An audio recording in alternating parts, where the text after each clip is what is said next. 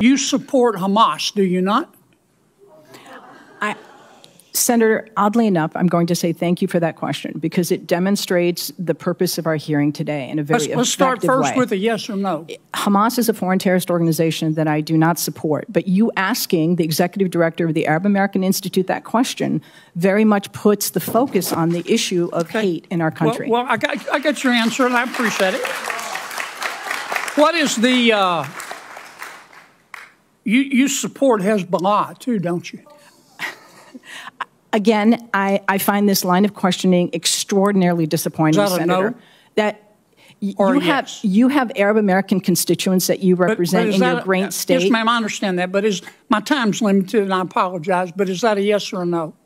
Yes or no question to do I support Hezbollah? The answer is I don't support violence, whether it's Hezbollah, Hamas, or any other entity that invokes it. You can't bring yourself to say no, can you? No, I can say no. I can say yes. But what I can say is your line of questioning. Do you support or oppose Iran and their hatred of Jews?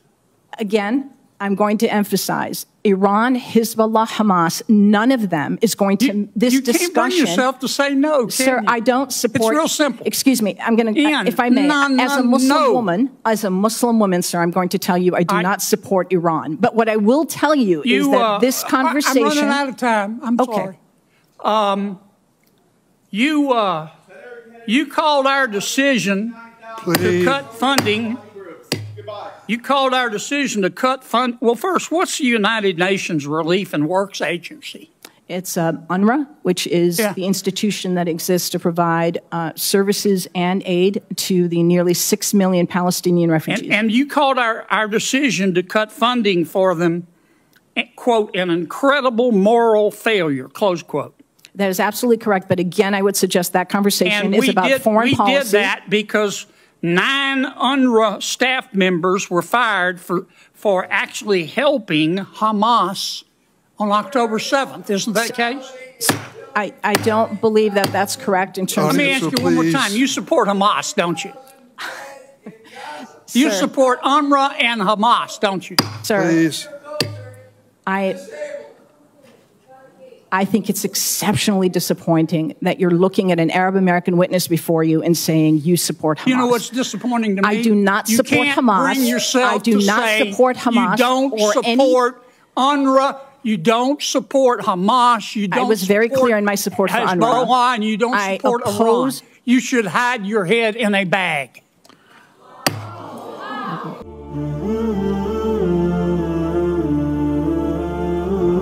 The documentary film exposes violent radical Israeli settlers and the systematic expulsion of Palestinians from their homes in the occupied West Bank.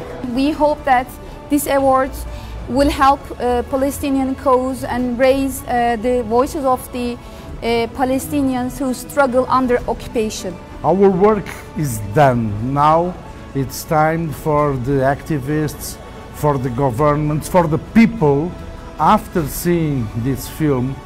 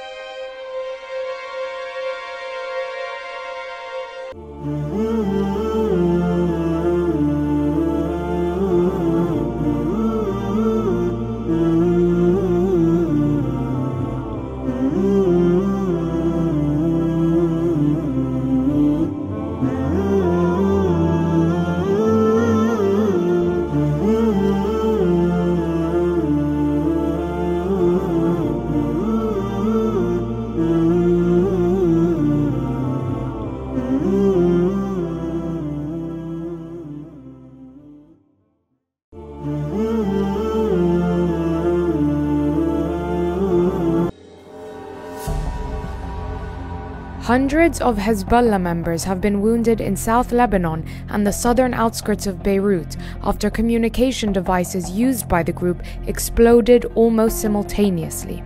One Hezbollah official called it the group's biggest security breach in nearly a year of war with Israel. At least 2,800 people were injured and 9 were killed, according to Lebanon's health ministry. Lebanon's information minister said the government condemned the pager detonations as an act of Israeli aggression. The pagers were from a new shipment that Hezbollah had received in recent days, according to the Wall Street Journal. According to Syrian and Iranian media, Hezbollah members in Syria were also targeted, as well as Mujtaba Amani, Iran's ambassador to Lebanon, who has been taken to hospital. Al Jazeera Arabic reported that a senior Netanyahu advisor hinted Israel was behind the explosions, but later deleted his tweet, according to Israel's Channel 12. It later reported that Israel's government has banned Likud members from commenting on the explosions. Footage shared on social media from Dahye, south of Beirut, showed severely wounded and bloodied men being attended to by passers-by and medical teams.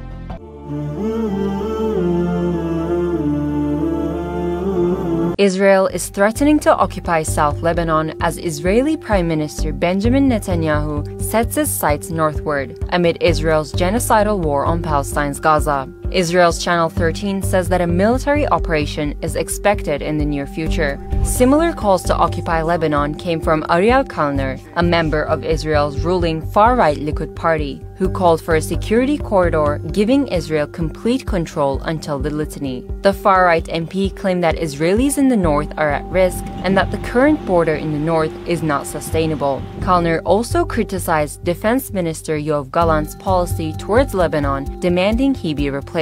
The MP's statements came amid escalating tensions between the two countries.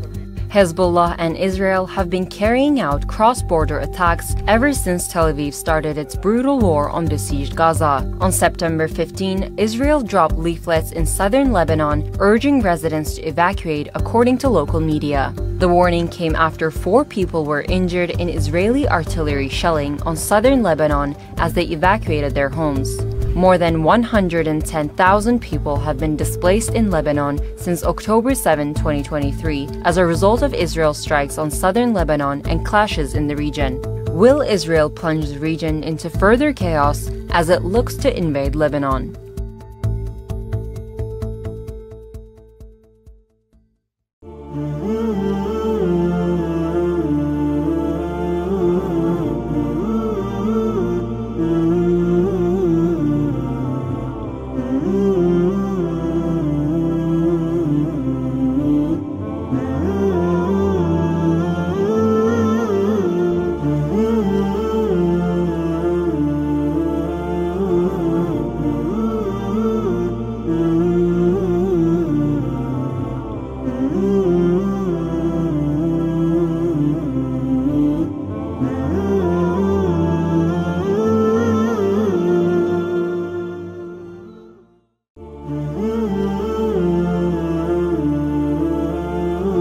هذه حياة الخيمة. المشهد الآن بعد يدينا فوق الخيم.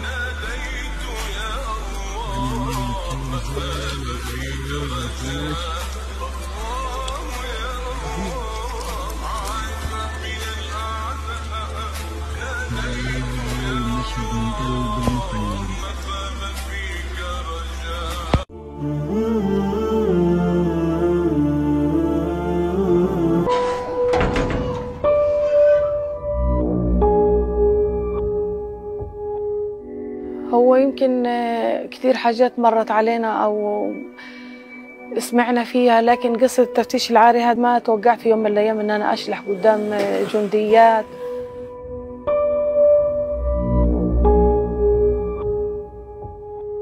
خلوني أشلح كل أواعية وفتشوني، فتشوني جنون مش مجندات.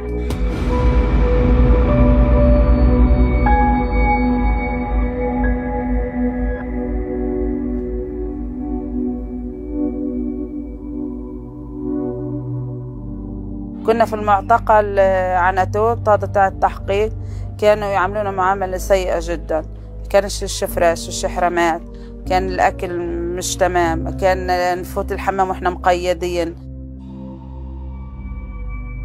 البيجامات اللي بيعطونا إياهن بينات بطننا وظهورنا من ورا وجسمنا يعني، فقعدت أصيح أقول لهم أنا بديش أستر حالي فيه.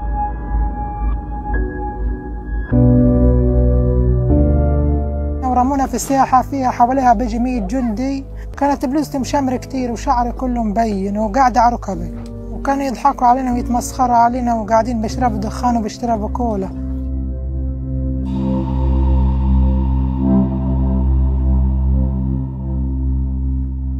آخر تفتيش لإلي كان هذا تفتيش الترحيل، كان قاعة كبيرة كتير، كان في عدد كبير من البنات يعني ما يقارب 11 بنت، كلهم كانوا شالحين.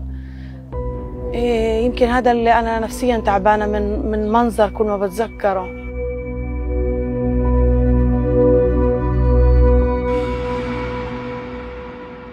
كتير تعبان لدرجة إن أنا مش طايقة نفسي، وبعاني لليوم من اللي أنا شفته ومن اللي عانيته في السجن. لليوم أنا بعاني، نفسيتي لليوم تعبانة. يعني الواحد ضايل مصدوم لهالقيت وخايف، فيش إحساس عندك، بطلت تحس في شيء.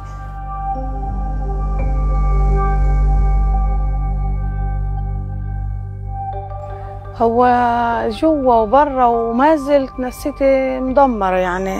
عن تجربتي يمكن بكره جسمي، بكره إن أنا أرجع على غزة لجوزي، والله نفسيتي تعبانة كتير.